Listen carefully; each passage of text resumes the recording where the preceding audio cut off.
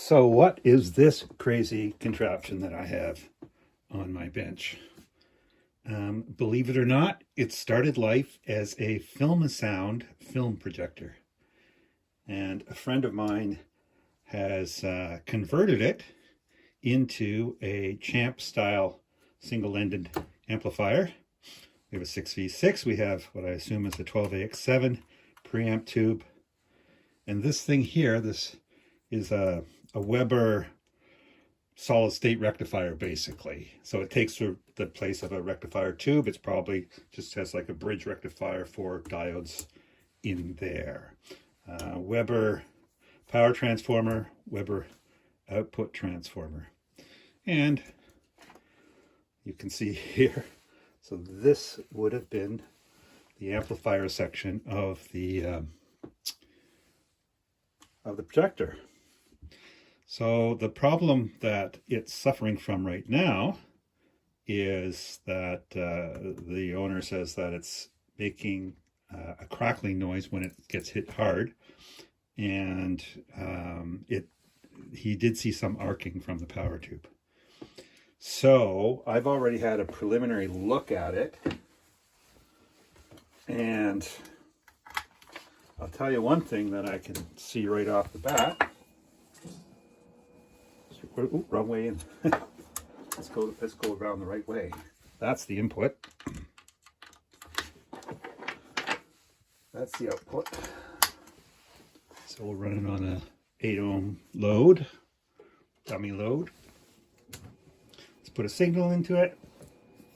I've got it going through a current limiter, variac, and an isolation transformer for good measure.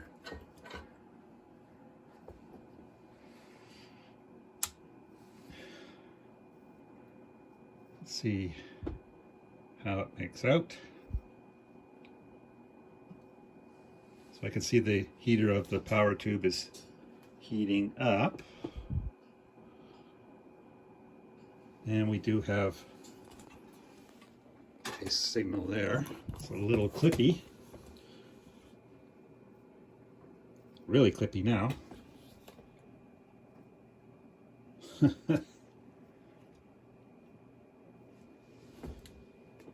Let's see.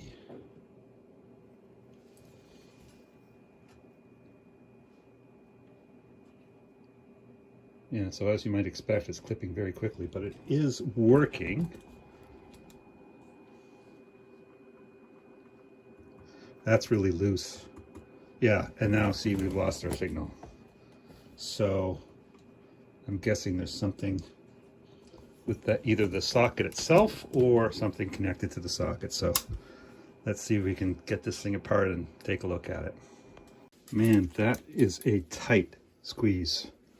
First thing we're going to do is drain the caps, as I always do, just to make sure I'm not going to kill myself unnecessarily. I mean, if you're going to kill yourself, you want it to be necessary. We will just double check here that we're okay that way.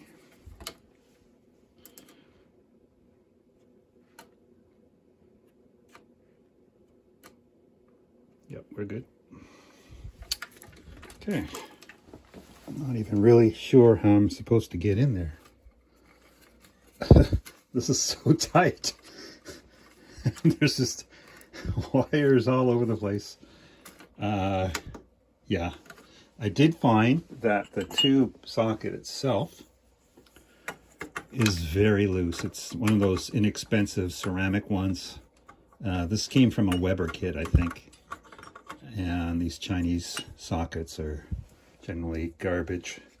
And so that may well be the problem, or maybe one of these mini wires. Something connected to that socket though. If I could get at it. Gee. What am I gonna have to disconnect to get at that?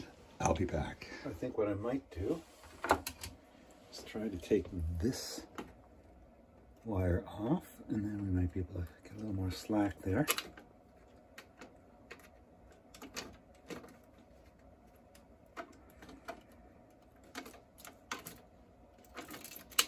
we go. Yeah, let's see how that gives us some options here.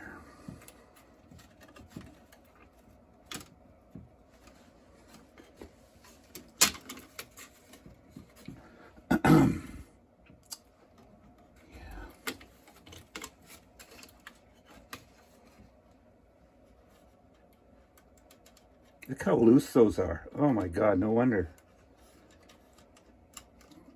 Those springs are just flopping around in there. Well, I don't know. I don't know whether we bother to retension those. Let's see whether that makes any difference. I might have to replace that whole socket. I retensioned those socket springs, but look at this. See, I don't think that's supposed to be like that. So that's that signal cap there is probably, I think maybe what was happening is when you're pushing on that, it's shaking that and losing that connection. So we'll solder that and see whether that fixes the problem. Yeah, I think that might have done it. Yeah, so it seems pretty stable now. I'm actually tapping on the power tube and it's holding that. So we'll put it back together again and we'll test it and see whether it's gonna be stable for a bit.